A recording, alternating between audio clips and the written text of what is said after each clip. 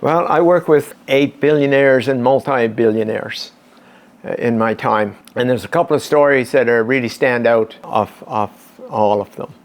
And one of them was I work with Research in Motion, the BlackBerry phone. And the co-CEO was Jim Balsley, and we become very close friends. And a matter of fact, when I would go into Toronto, I would go to his house. He would want me to stay overnight, those kind of things. They were in the middle of a multi-billion-dollar lawsuit. Yes, multi-billion-dollar lawsuit.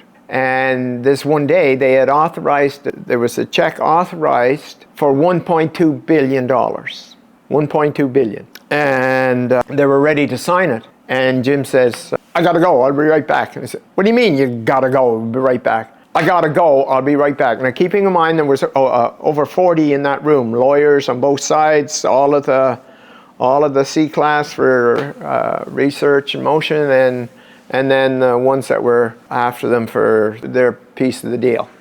Anyway, so he said, I gotta go, I'll be right back. And he gets up, he walks out, he calls me. I'm on the tee box, Furry Creek, with my son Trevor playing golf. I get the call. Yeah, so okay, what's going on, Jim?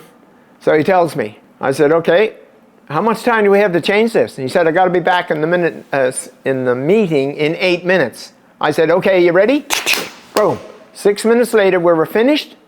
Hung up the phone. He walked back into the meeting and he said, we're not doing it that way. We're doing it this way. That 6-minute phone call saved Research in Motion $615 million.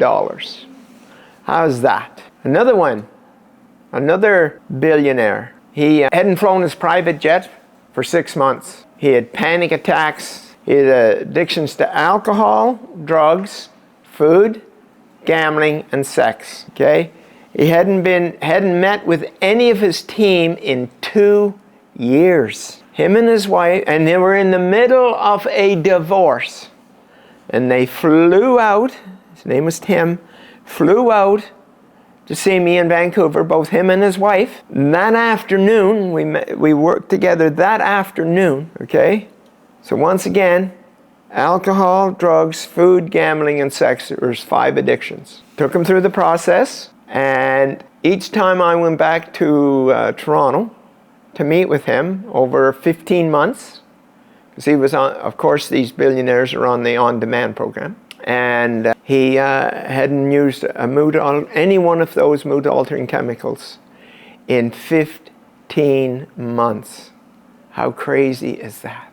So that's the power of this process, and it's the power of what that's like for somebody even as powerful as the billionaires. Yeah.